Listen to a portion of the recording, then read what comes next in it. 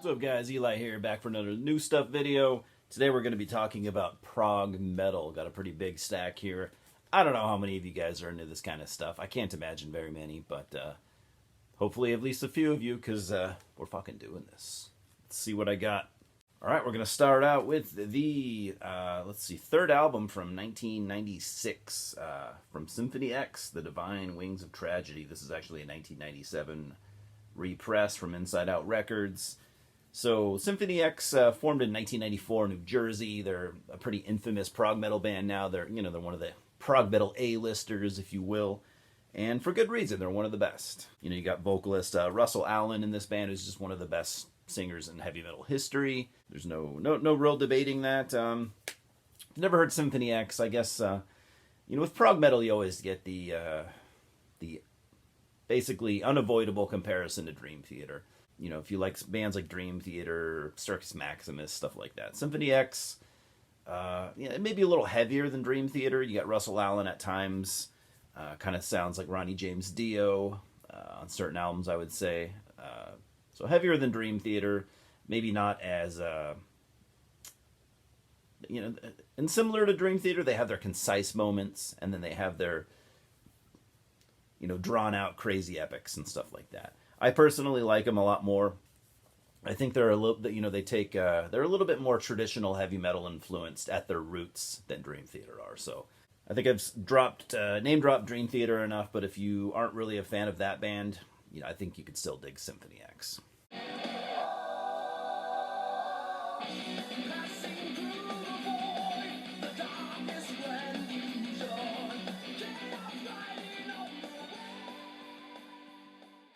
And we've got the 11th full-length album from Evergrey. This album is from 2019. Evergrey are a Swedish band formed in 1997 in Gothenburg. They've stayed pretty consistent since then. 11 albums, 97, not too bad. I actually haven't listened to this one yet. I like Evergrey a lot. I got into them probably 15 years ago or so. They were kind of a band that really had to grow on me. They got their singer, what's his name? I can't remember his name. Tom England.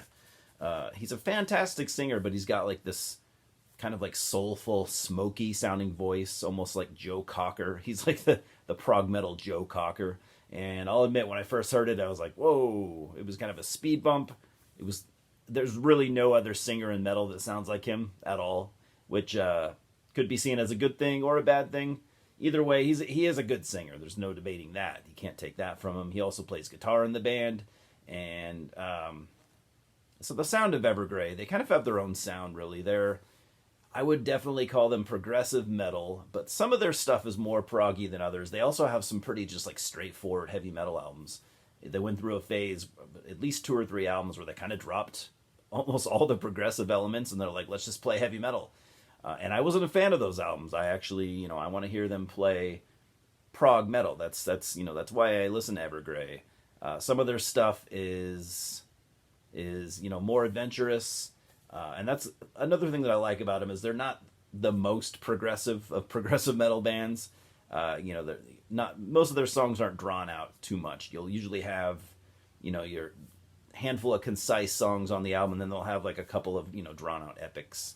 But nothing, they're not They're not doing 20, 30-minute songs or anything like that. So they're a lot more concise than a lot of prog metal bands. They're not. You don't get a lot of crazy twists and turns. They're a little bit more to the point, and I love them for that.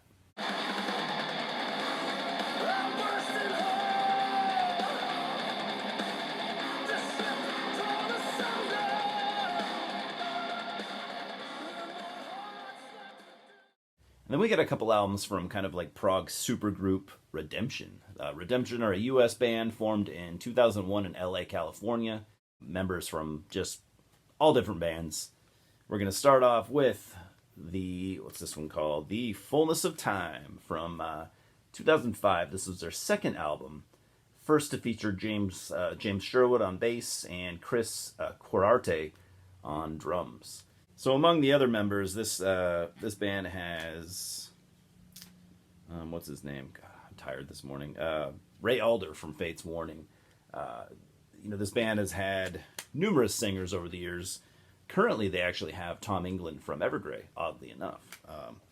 I am very, very partial to the Ray Alder stuff because I love Ray Alder as a singer, is one of my favorites. So Redemption play prog metal like every band I'm talking about today. Kind of in the Dream Theater vein, but they do have their own sound. I feel like when you talk about prog metal, man, there's almost no avoiding the Dream Theater comparisons. Is it just me? I'll also mention that prog metal is not my area of expertise. I'm more of a prog rock guy, like 70s prog. That's more my thing, but I do like some prog metal, from the 90s to current times. But I'm really no expert.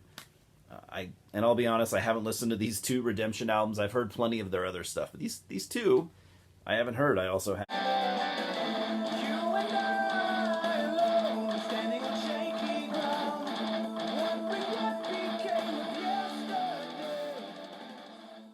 have their, let's see, third album, The Origin of Ruin, from 2006. This was the first album to feature Sean Andrews on bass. They've had a lot of lineup changes over the years.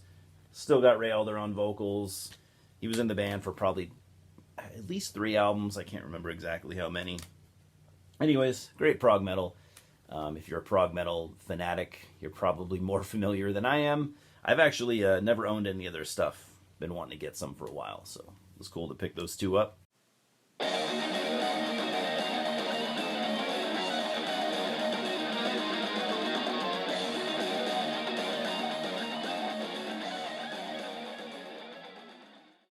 Then we're going to talk about Nevermore. Nevermore were active from 92 to 2011, Seattle, Washington. Got a couple Nevermore albums. We're going to talk about Dead Heart in a Dead World, 4th album from 2000. This was my entry point to the band, and I actually used to own this album, but got rid of it years ago, and had been kicking myself ever since, because it's a fantastic album, and I should have never gotten rid of it. This is great. This is probably my favorite Nevermore thing that they ever did. It's got a really, really cool cover of The Sound of Silence. Who does that song? Simon and Garfunkel.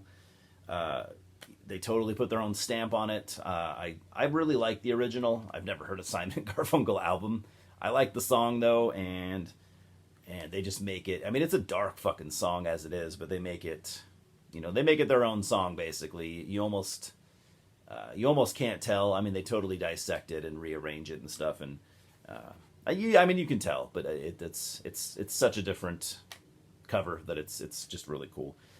I think when you do a cover, I mean, what's the point of doing a cover and just trying to make it sound as close to the original as you can? What's the point? Put your own unique spin on it, and that's what Nevermore did. It's awesome. This is my favorite Nevermore album. As to whether or not I think it's their best, I think I might. Because sometimes with bands, they'll have an album that I think is their best album, but it might not be my favorite. Sometimes they can be separate. A band can have an album that I think is their best, and then they can have a different album that's my favorite. Sometimes they align and they're the same, but that might be their best album in my opinion. It's certainly my favorite.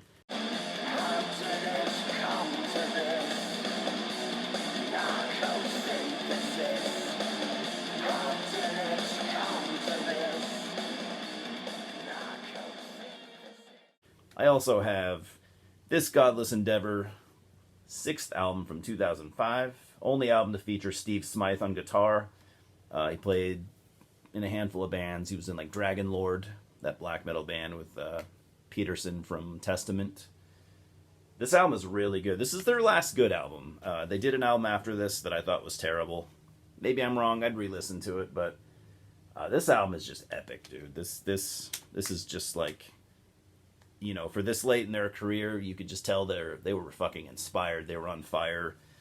Just check out the song the first track, Born. Go listen to that on YouTube or something, and it's just ferocious heavy metal. It's awesome. Love this album. It's not my favorite Nevermore, but I think it's really, really good.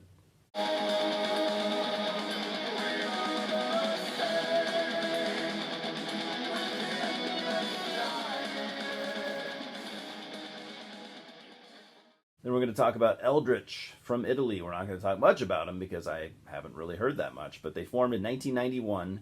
This is their seventh album from 2007. It's called Blackened Day. This is the last album that featured guitarist Roberto Proietti and Dave Simeone on drums. So this came out on, let's see, this is one of those albums that came out on, through 4 different labels. I'll just say SPV. SPV is a pretty well-known label. That's the only one I recognize on here.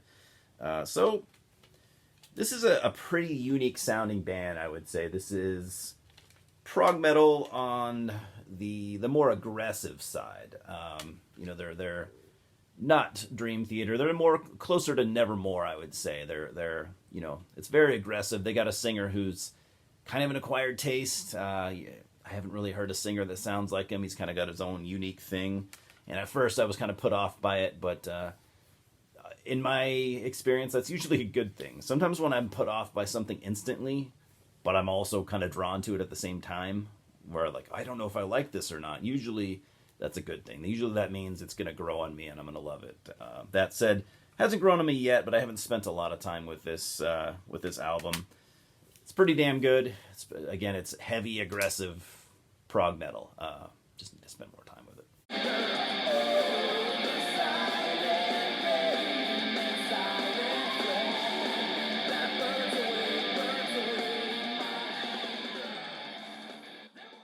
Then we've got Opeth with their 5th album from 2001, Blackwater Park. Opeth, obviously, you know who they are. Formed in Stockholm, Sweden in 1990. I have most of their albums, but not all. I've never had this one for some odd reason. This is one of these digibook versions, which I really like these. This came out on Music for Nations and Sony Music. Big band, right? It's got a... it's nice. And most of these digibooks, they're always nice. I'm not going to go through the whole booklet, but it's got cool artwork in there. So they obviously, well, not obviously, I don't think most people know this, but they named this album after a band called Blackwater Park, which I think it's fair to say a lot of people probably didn't know who Blackwater Park were before Opeth had this album. I certainly didn't. But it was kind of a obscure 70s prog band. I can't remember where they were from, but I think they only had an album or 2, but I checked it out years back. I remember it being pretty cool. I've kind of gone through a renaissance phase with Opeth. Like, years and years ago, I loved the hell out of them. Then I went through a phase. I went through my black metal phase where I was like, I'm too cool for fucking bands like Opeth and Nevermore and stuff like that, and got rid of a lot of albums that I regret getting rid of, because now I've kind of came full circle, and bands like Opeth and Nevermore, I love. I should have never gotten rid of those albums, but whatever, they weren't anything rare. So yeah, in that phase, I don't think I got rid of any of my Opeth albums, but I stopped listening to them. I'm like, I'm moving past this. I'm only going to listen to Dark Throne and Mayhem and stuff like that, and which I'm still very much into black metal, but I'm not too cool for Opeth. I think Opeth are awesome. At least up until the last. No, scratch that. I think their current stuff is cool. I don't go in that direction all that often, but I think their current stuff is great. Their more prog rock stuff. But I'm always going to be partial to their more progressive death metal. That's the Opeth that I really love. So Blackwater Park it's definitely a mandatory album for Opeth fans.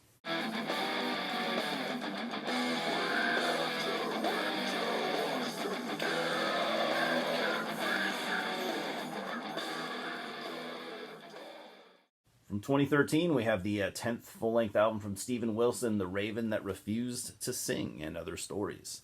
So Steven Wilson, you might know him from being in the band Porcupine Tree.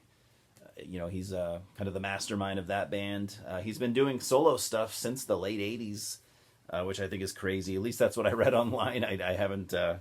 I'm no expert with his solo stuff. This is the only thing that I have and the only thing that I've heard, but this is fantastic. This is... I've heard a little bit of Porcupine Tree, and I would say that this doesn't really sound that much like Porcupine Tree. This has a really cool vintage, like 70s prog sound, but done in a kind of a modern way. fantastic. I did not expect to like this album as much as I did. So I'm glad that I bought it, and I'm going to probably get more Steven Wilson stuff.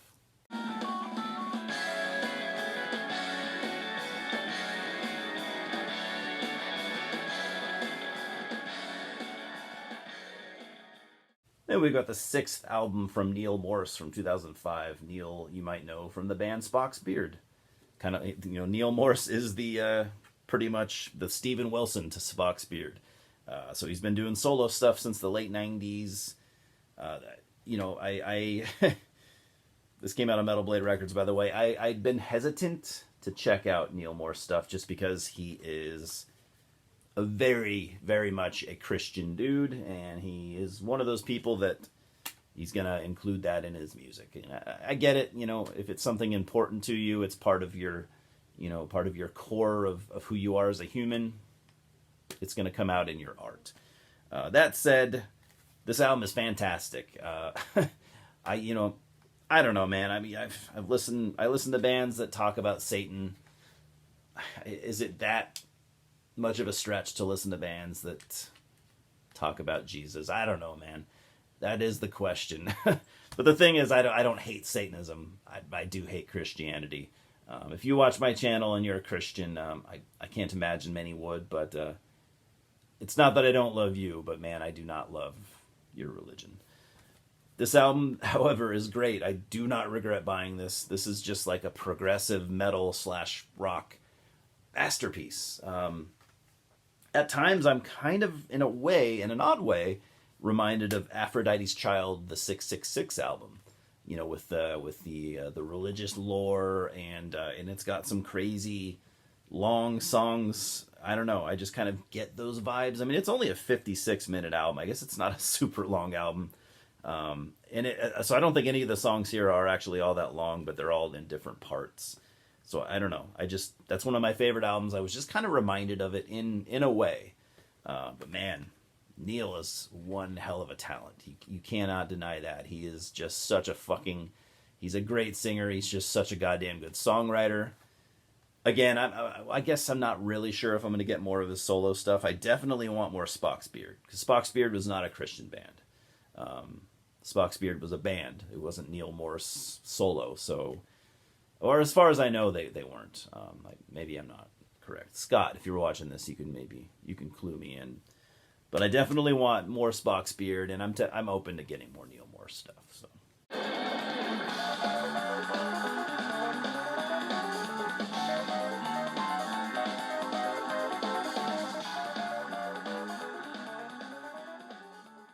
Then we've got the 3rd full-length album from Cynic from 2014, Kindly Bent to Free Us. Came out on Season of Mist Records. You probably know Cynic. They formed in 1987 in Miami, Florida. They started out a thrash metal band during the demo phase. They went on to become this crazy progressive death metal band for one album. Then they went away for a long, long time. And they resurfaced as just like this prog rock band. I guess you could say prog rock, sort of prog metal. I'm going to lean more towards prog rock. They're not, it's not super, none of this stuff is super metal. It's more mellow. It's the more mellow end of progressive rock, but it's very unique sounding. It is, Paul Masvidal's basically his own brand of progressive rock. And it's really, really cool. It's kind of soothing. It's not aggressive. It's not particularly heavy. It's atmospheric. It's kind of easy listening prog rock. It's not overly complex, but Paul Masvidal is just an absolute genius. This is before Sean Reinert died, so he was still a part of Cynic. R.I.P. to Sean Reinert. He was a goddamn one hell of a drummer, one of my favorite drummers of all time. A lot of people kind of were hesitant to listen to this, modern Cynic stuff, because a good amount of the, Cynic fans were, they were fans of that progressive death metal stuff. But even then, if you're a fan of that, their Focus album, I mean, that album is very, very progressive. It's hardly death metal. So I think it's not that much of a stretch if you're a fan of that album. You're probably a Prog fan, and not that much of a stretch to listen to their more modern stuff. So, and I'll admit, I avoided it for the longest time too. I wasn't super on board with them. I don't know. it was the same. I was the same way with Opeth when they became more of a '70s prog sounding band. I was hesitant, but you know, I've become way more open minded in my later years than I was in my 20s and 30s. So.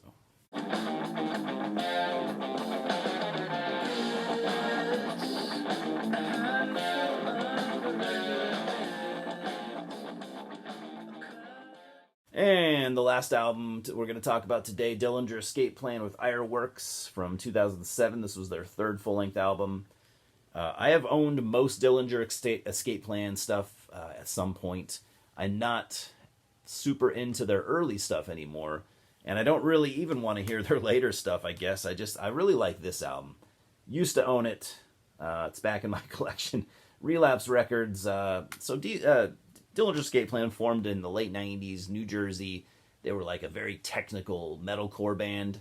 That, you know, elements of hardcore and I don't know. They were just a very unique band. They're almost like a hardcore band playing progressive metal. This album right here isn't too much like their early stuff. They were going in much more of an atmospheric direction. They had a new singer named Greg Puciato who had this like, you know, very much influenced by Mike Patton. So he had kind of like a Mike Patton-esque voice. And he just brought this, you know, whole new set of dynamics to the band. And I just, you know, I really, really like this album. I'm glad to have it back in my collection. I'm probably not going to reach for it all the time, but when I'm in the mood for it, this thing definitely scratches that itch. They still have there are some hints of their earlier stuff, some more, you know, crazy, chaotic, techie songs, but I like the more, you know, kind of the more brooding, atmospheric stuff on here. I think it's really, really cool. So, again, am I going to go for their later albums? I might check them out at some point. Their early stuff is really cool, but not really my thing. I did listen to them a little bit, you know, back in like the early 2000s. It's very good stuff, but it's not for everybody. So.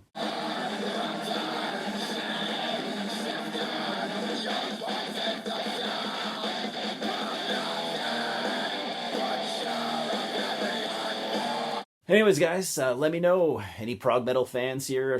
The only one that I know for sure would be Scott Wilcox. I'm not sure about the rest of you guys. So if you like any of this stuff, please talk to me about it. Other than that, man, I hope your week's going well. I got plenty of stuff coming up in the near future. Let's see what I got on my little notepad here. I've got coming stuff. Going to be reviewing The Mind's Eye, the Joe Begos film. Going to be reviewing the folk horror movie Eyes of Fire. What else do I got? Not black metal, but just my cassette tape collection. I'm going to be doing another video. I haven't done one in months. Going to be reviewing the film Creature from the 80s, 85. And I have some big projects. I'm going to be doing another USBM video. I have a feeling most of you guys are kind of tired of that, but I'm gonna see that motherfucker through. I'm gonna keep going. I still have probably another 80 albums or so, maybe less, 60. So I don't know. I probably still have another 10 USBM videos. So again, I'm gonna see that shit through, and I'm gonna start working on a Greek metal retrospective, kind of like what I did with Australia, only Greece. So that should be fun. I did have a couple people ask me if I was going to do that, and I hadn't really planned on it, but I'm going to, totally going to do it. I've already started the note-taking process, and last but not least, I will be reviewing the debut album from melodic death metal band from Bellingham, Washington, Come Horrid Sigil. Very, very cool album, I gotta say. They're sending me a copy. I'm gonna review it. I'm already working on the review. I'm enjoying the album. Any fans of early In Flames and At the Gates, I think you might dig this one. It's pretty good. So that is pretty much what you can expect in the next couple of weeks. For all two of you that are still watching this late in the video. Again, I hope your week is going superb. And I appreciate you guys, as always. We'll talk soon, right? Fucking cheers.